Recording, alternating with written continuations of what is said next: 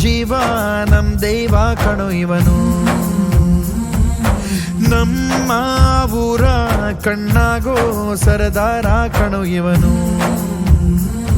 ನಿನ್ನ ನುಡಿಯ ಜಗ ಮೆಚ್ಚಿಕೊಳ್ಳಬೇಕು, ನಡಿಗೆ ನೋಡಿ ಕೈ ಎತ್ತಿ ಮುಗಿಯಬೇಕು.